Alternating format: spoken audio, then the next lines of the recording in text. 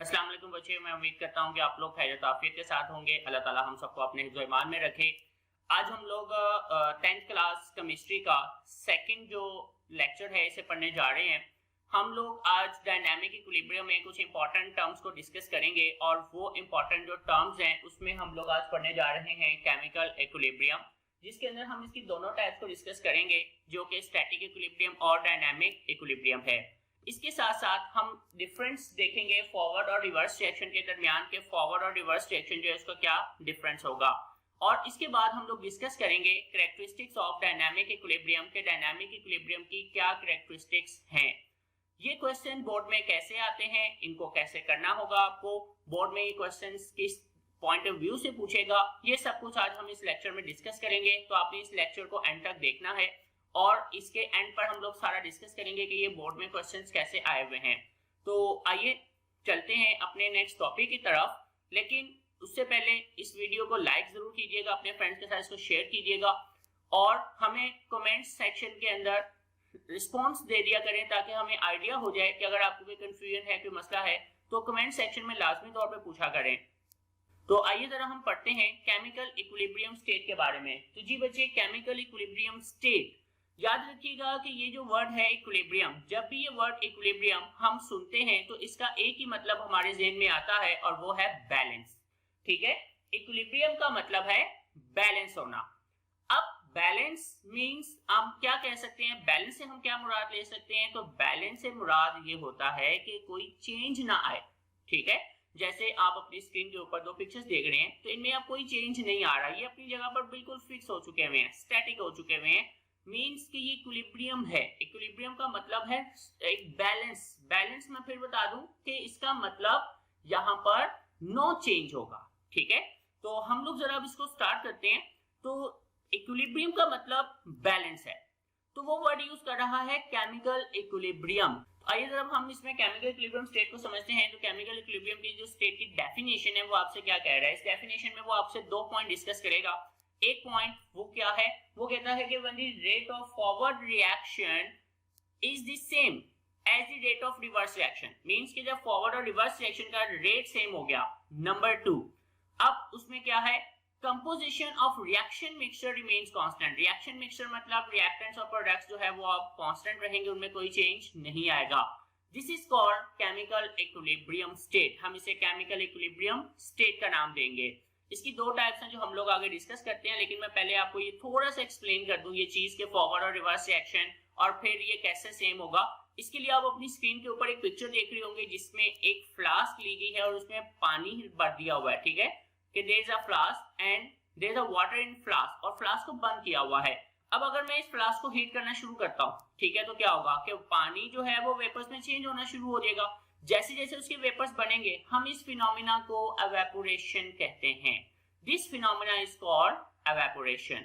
तो जैसे जैसे वेपर्स बनेंगे एवेपोरेशन प्रोसेस शुरू में ज्यादा होगा, लेकिन शुरू में वेपर्स चूंकि अभी बनना शुरू हुए हैं तो जो इसका रिवर्स प्रोसेस होगा उसे हम निगलेक्ट कर रहे हैं, हम उसे अभी कह रहे हैं कि वो जीरो है। रिवर्स रिएक्शन क्या होगा, अब जैसे दूसरी डायग्राम के अंदर आप देखें तो वेपर्स बहुत ज्यादा हो चुके हैं, तो उसमें कुछ वेपर्स क्या कर रहे हैं कि जो कुछ वेपर्स हैं वो अब कंडेंस हो रहे हैं।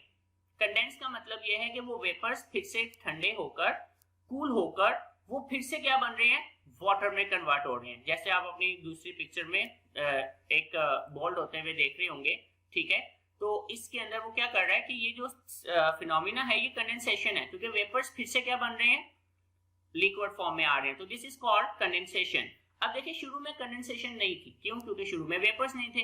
मींस कि कोई भी रिएक्शन शुरू होगा तो शुरू में रिएक्टेंट्स है हमारे पास, प्रोडक्ट्स नहीं है, तो शुरू में रिवर्स रिएक्शन पॉसिबल ही नहीं है। लेकिन जैसे जैसे टाइम गुजरेगा तो रिवर्स रिएक्शन जो है वो अपनी स्पीड पकड़ना शुरू कर देता है और एक वक्त ऐसा आ जाएगा कि फॉरवर्ड और रिवर्स रिएक्शन, यानी कि अगर मैं इस डायग्राम के हवाले से बात करूं तो एवेपोरेशन और कंडेंसेशन दोनों की ही स्पीड क्या हो जाएगी, सेम हो जाएगी। ठीक है, तो उस वक्त पानी का जो लेवल है उसमें अब कोई चेंज नहीं आएगा। कंडीशन आपने एक अप्लाई करनी है कि टेम्परेचर चेंज नहीं होना चाहिए। जी बच्चे, अगर आपने टेम्परेचर चेंज कर दिया तो आप इस फिनोमिना को फिर से यानी कि इसकी जो इक्विलिब्रियम स्टेट है उसको आप फिर से दोबारा अटेन करेंगे नई टेम्परेचर के ऊपर, and you will wait for while आपको थोड़ा सा वेट करना होगा उसकी दोबारा इक्विलिब्रियम स्टेट आने के लिए। तो टेम्परेचर चेंज नहीं होना चाहिए, ये इसकी एक कंडीशन है। तो ये उम्मीद करता हूँ कि आपको ये थोड़ा सा पॉइंट जो है वो क्लियर हो गया होगा। बाकी हम इसको जरा आगे देखते हैं एक्सप्लेनेशन की तरफ, और एक्सप्लेनेशन में जाने से पहले मैं आपको अब इसकी दोनों टाइप्स को जरा समझा देता हूँ। अब हमारे पास नेक्स्ट डेफिनेशन आ रही है जो केमिकल इक्विलिब्रियम स्टेट के नीचे आपको 2 पॉइंट्स मिल जाएंगे और उसके अंदर आपको ये लिखी हुई मिल जाएगी। अब वो क्या कहता है, ये जो डेफिनेशन आप स्क्रीन पर देख रहे हैं ये स्टैटिक इक्विलिब्रियम की डेफिनेशन है। अब वर्ड आ गया है स्टैटिक। स्टैटिक का मतलब होता है रुका हुआ, ठीक है, स्टैटिक मींस रुका हुआ। जी बच्चे, तो वो कहता है कि when reaction ceases to proceed, यानी कि जब एक रिएक्शन रुक जाए, this is called static equilibrium. तो हम एक इसे स्टैटिक इक्विलिब्रियम का नाम देंगे, बट मेक श्योर कि ये सिर्फ हमें फिजिकल फिनोमिना के अंदर ही मिलता है, ठीक है। तो जो हमारे पास स्टैटिक इक्विलिब्रियम स्टेट है ये हमें सिर्फ कहाँ मिलेगा, फिजिकल फिनोमिना के अंदर। जैसे कि फॉर एग्जांपल मैं अब आपको एक एग्जांपल दे रहा हूँ। आप अपनी स्क्रीन के ऊपर ये देख सकते हैं, आपको एक बिल्डिंग नजर आ रही होगी। अब ये बिल्डिंग अपनी जगह पर स्टिल खड़ी हुई है। इसको खड़े होने के लिए अब इसमें कोई चेंज नहीं आ रहा। पहली बात तो ये इक्विलिब्रियम में आ गई है। दूसरी बात है ये स्टैटिक है। इसकी वजह क्या है, क्योंकि इसके ऊपर अप्लाई होने वाली जितनी भी फोर्सेज हैं उसका रिजल्टेंट 0 है। ये टर्म आप अपनी 9th क्लास फिजिक्स में भी पढ़ के आए होंगे कि जब किसी बॉडी पर अप्लाई होने वाली तमाम फोर्सेज का रिजल्टेंट 0 हो जाए तो वो क्या हो जाती है, स्टैटिक इक्विलिब्रियम में आ जाती है। तो जी बच्चे, ये जो बिल्डिंग है वो इस वक्त स्टैटिक इक्विलिब्रियम के अंदर है। तो वो कहते हैं building remain standing rather than falling down because all forces acting on it are balance. Means कि उसका सारा रिजल्टेंट 0 है, जिसकी वजह से ये स्टैटिक इक्विलिब्रियम के अंदर है। तो इसी तरह हमारे पास और भी कुछ फिनोमेना हैं जो कि हमें स्टैटिक इक्विलिब्रियम शो करते हैं। लाइक अगर आप एक ट्यूब लाइट जो है वो हैंग कर देते हैं रूफ के साथ, तो वो भी आपके पास जो है वो क्या होगी, एक स्टैटिक इक्विलिब्रियम।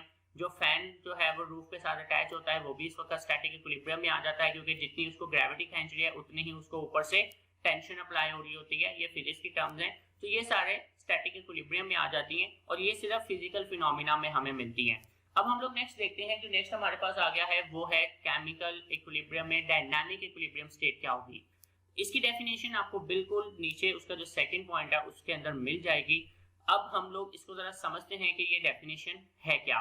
डायनामिक का मतलब ये है कि ये प्रोसेस चलता रहेगा, ये प्रोसेस रुकेगा नहीं। तो याद रखिएगा कि जब कोई रिएक्शन में फॉरवर्ड और रिवर्स रिएक्शन जो है वो जब एक जैसे स्पीड में आ जाए, यानी कि जब वो दोनों का रेट सेम हो जाए, तो उस वक्त डायनामिक इक्विलिब्रियम जो है वो हम देखते हैं कि अटेन हो जाती है।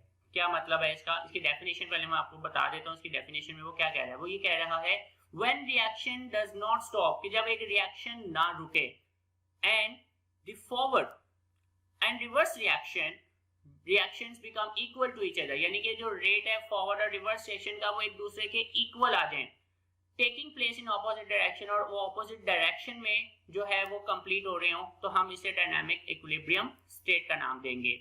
आइए जरा इसको हम लोग समझते हैं कि वो क्या कह रहा है। जरा इसको जरा एक्सप्लेनेशन की तरफ चलते हैं। तो फॉरवर्ड और रिवर्स रिएक्शन की जो स्पीड है वो एक जैसी होनी चाहिए और दोनों रिएक्शन ऑपोजिट डायरेक्शन में चलते रहने चाहिए।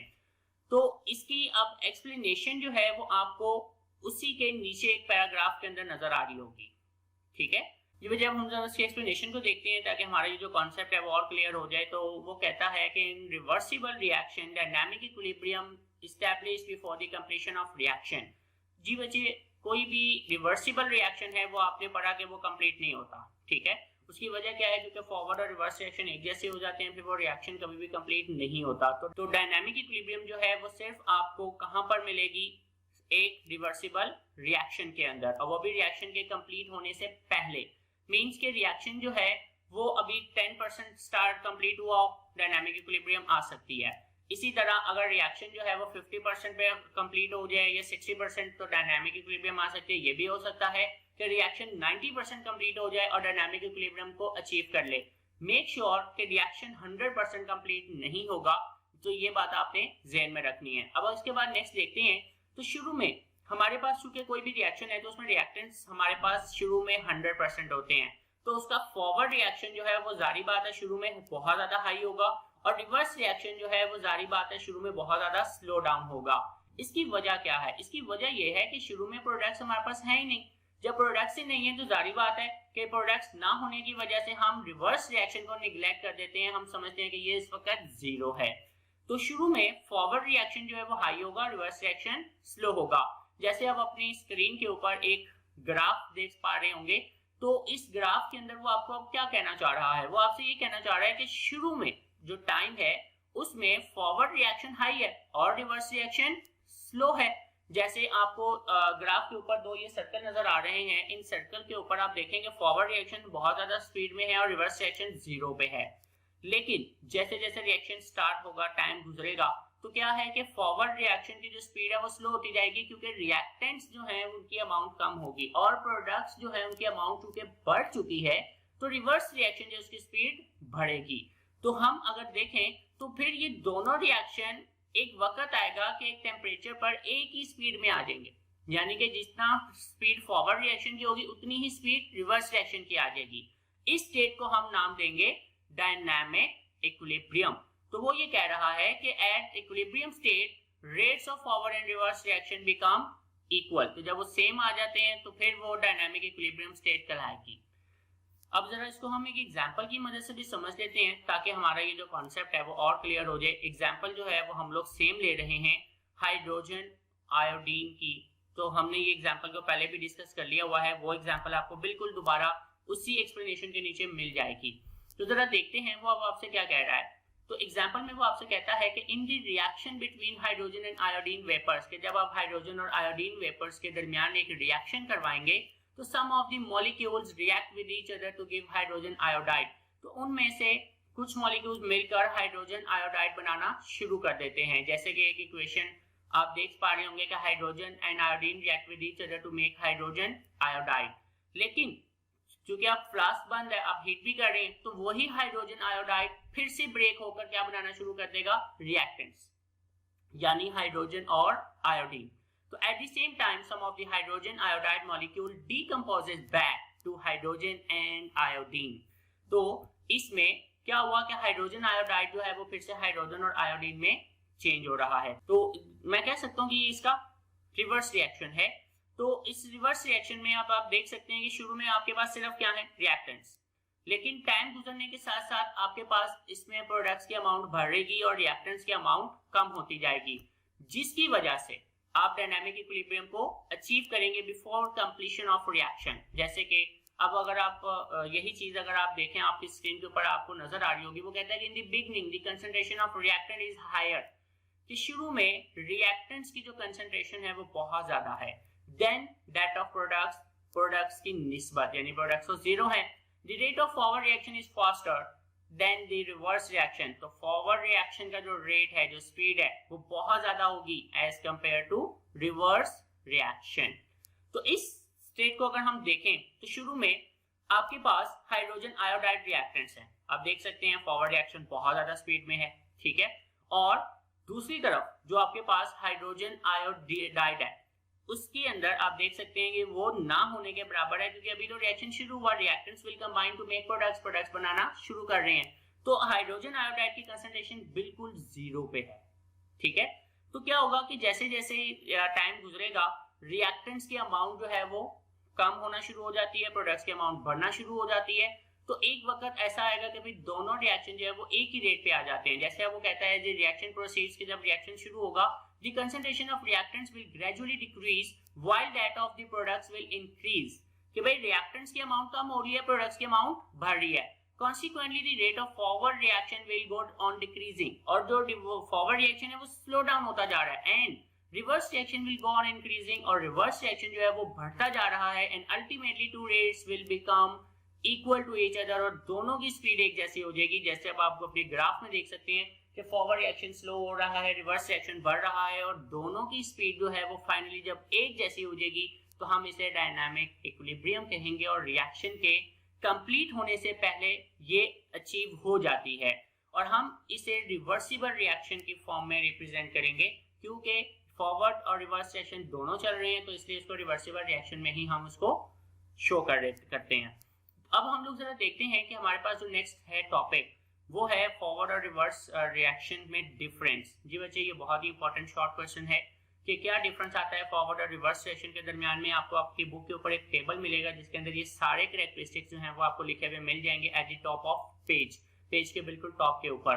तो इनको आपने अलग अलग क्वेश्चन भी आ सकता है कि right characteristics of forward reaction and right the characteristics of reverse reaction. तो बात करते हैं इसमें फॉरवर्ड रिएक्शन और रिवर्स रिएक्शन की।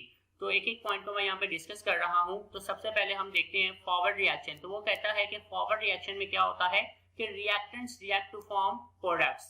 जी बच्चे, फॉरवर्ड रिएक्शन में रिएक्टेंट्स क्या बना रहे होते हैं? प्रोडक्ट्स। तो it is a reaction in which reactants reacts to form products. Reverse reaction में क्या होगा कि ये एक ऐसा रिएक्शन है जिसमें प्रोडक्ट्स फिर से रिएक्टेंट्स में चेंज होते हैं। It is a reaction in which products react to produce reactants, ताकि वो फिर से रिएक्टेंट्स बना सकें। नंबर टू वो अब आपका पॉइंट है, वो कहता है कि it take place, forward reaction जो है it take place from left to right. ये लेफ्ट टू राइट चलेगा, जैसे अभी आपने एग्जांपल्स में देखा कि फॉरवर्ड रिएक्शन जो है वो लेफ्ट टू राइट चलता है, जबकि रिवर्स रिएक्शन जो है वो चलेगा फ्रॉम राइट टू लेफ्ट। ठीक है, वो राइट टू लेफ्ट कंटिन्यू रहेगा। नंबर 3, थर्ड पॉइंट जो है इसका वो है कि at the initial stage forward reaction is very fast. शुरू में फॉरवर्ड रिएक्शन बहुत ज्यादा स्पीड में होता है, जबकि रिवर्स रिएक्शन जो है वो शुरू में बहुत ही स्लो डाउन होगा। तो इन the beginning the rate of reverse reaction is negligible, कि हम उसे निग्लेक्ट कर देते हैं कि इसकी स्पीड 0 है। नंबर 4, अब नंबर 4 है हमारे पास कि it is slow down gradually. Forward reaction Aahista Aahista slow down होता चला जाता है, जबकि आपके पास जो रिवर्स रिएक्शन है वो आहिस्ता आहिस्ता स्पीड अप होता चला जाएगा। जी, ये हमारे पास फॉरवर्ड और रिवर्स रिएक्शन के दरमियान डिफरेंस था। अब हम लोग इसमें नेक्स्ट पॉइंट जो लास्ट आज हमारा टॉपिक है macroscopic characteristics of dynamic equilibrium, ये उसके नीचे ही आपको मिल जाएंगे 5 पॉइंट्स, और ये एक बहुत ही इंपॉर्टेंट लॉन्ग कैटेगरी का क्वेश्चन है जो बोर्ड में आ चुका हुआ है। It is very very important, इसमें से शॉर्ट भी आ सकते हैं। तो macroscopic characteristics of dynamic equilibrium वो हम लोग यहाँ पे डिस्कस करने जा रहे हैं। इसका पहला पॉइंट हम लोग यहाँ पे डिस्कस करेंगे, वो कहता है कि डायनामिक इक्विलिब्रियम जो है it is achievable only in a closed system in which substances can neither leave or enter। जारी बात है कि ये आपको उसी सिस्टम में मिलेगा जो सिस्टम बंद होगा। अगर सिस्टम ओपन है तो उसके प्रोडक्ट्स तो वहां से रिमूव हो जाएंगे। जैसे हमने एग्जांपल्स में पीछे पढ़ा था कि अगर कैल्शियम कार्बोनेट को हीट करें और उसमें से कार्बन डाइऑक्साइड गैस एयर में मिक्स हो जाए तो वो फिर रिवर्स रिएक्शन नहीं चलेगा। रिवर्स रिएक्शन नहीं आएगा तो डेफिनेटली डायनामिक इक्विलिब्रियम जो है वो भी नहीं मिलती है। नंबर 2, अब जो हमारे पास इसका सेकंड पॉइंट है वो कहता है at equilibrium state reaction does not stop. Reaction रुकता नहीं है। Forward and reverse reaction keep on taking place at the same rate but in opposite direction. कि जो रिएक्शन है वो चलता रहेगा लेकिन उसमें फॉरवर्ड और रिवर्स रिएक्शन की जो स्पीड है वो सेम रहेगी लेकिन ऑपोजिट डायरेक्शन के अंदर। अब इसके बाद जो हमारे पास थर्ड पॉइंट है, अब थर्ड पॉइंट में वो आपसे क्या कह रहा है? थर्ड पॉइंट में वो कहता है कि at equilibrium state the amount of concentration of reactants and products do not change, even physical properties like colour, density etcetera will remain same. तो जी बच्चे, जब रिएक्शन के अंदर ना प्रोडक्ट्स में कोई चेंज आ रहा है ना रिएक्टेंट्स में कोई चेंज आ रहा है, तो उस वक्त उस रिएक्शन का जो कलर होगा, उस रिएक्शन का जो उस वक्त डेंसिटी होगी, जो भी उसकी फिजिकल प्रॉपर्टीज हैं उसमें भी कोई चेंज नहीं आएगा। ये इसका थर्ड पॉइंट है। फोर्थ पॉइंट वो आपसे कहता है कि an equilibrium state is attainable from either way, that is starting from reactants और फ्रॉम प्रोडक्ट्स। बेटा आप रिएक्शन को चाहे रिएक्टेंट से स्टार्ट करवाएं या प्रोडक्ट से स्टार्ट करवाएं, दोनों ही स्टेट के अंदर आप डायनामिक इक्विलिब्रियम को अचीव कर सकते हैं। जैसे कि फॉर एग्जांपल हाइड्रोजन आयोडाइड आपके पास बनी हुई है ऑलरेडी, आप उसको हीट करना शुरू कर दें, it will make hydrogen and iodine. After some time hydrogen and iodine will again react with each other to make hydrogen iodide। तो इससे कोई कंसर्न नहीं है कि आपने कौन सा प्रोडक्ट लिया, क्लोज सिस्टम है, कुछ भी ले लेंगे, रिएक्टेंट्स ले लें या प्रोडक्ट्स ले लें, वो आपके पास डायनामिक इक्विलिब्रियम जो है वो लाजमी अचीव हो जाएगी। And today is our last point, हमारा जो लास्ट पॉइंट है फिफ्थ पॉइंट, वो कहता है an equilibrium state can be disturbed, आप उसे डिस्टर्ब कर सकते हैं, and again achieved under the given conditions of concentration, pressure and temperature. आप जैसे टेम्परेचर बढ़ा दें 25 डिग्री सेल्सियस टेम्परेचर पर, एवेपोरेशन जो इतनी हो चुकी होगी वो हो चुकी हुई है। जब आप टेम्परेचर बढ़ाकर 40 या 50 डिग्री सेल्सियस कर देंगे तो जाहिर बात है एवेपोरेशन रेट और ज्यादा स्पीड अप हो जाएगा, लेकिन उस टेम्परेचर पर आकर भी वो क्या कर लेगा, डायनामिक इक्विलिब्रियम को अचीव कर लेता है। इसी तरह प्रेशर आप चेंज करेंगे तो उसके अकॉर्डिंग वो थोड़ा सा टाइम लेगा, फिर वो डायनामिक इक्विलिब्रियम को अचीव कर लेगा। तो इसका मतलब ये है कि आप उसको डिस्टर्ब करेंगे लेकिन वो फिर से अचीव कर लेता है डायनामिक इक्विलिब्रियम। तो जी बच्चे, ये हमारे पास इसकी मैक्रोस्कोपिक कैरेक्टरिस्टिक्स थी। उम्मीद करता हूँ कि आपको ये आज का टॉपिक समझ आ गया होगा। इसमें किसी किस्म का कोई मसला हो तो आप मुझे कमेंट्स में पूछ सकते हैं। इस वीडियो को आपने लाइक करना है, इसको शेयर करना है अपने दोस्तों के साथ। मुझे इजाजत दें, अल्लाह।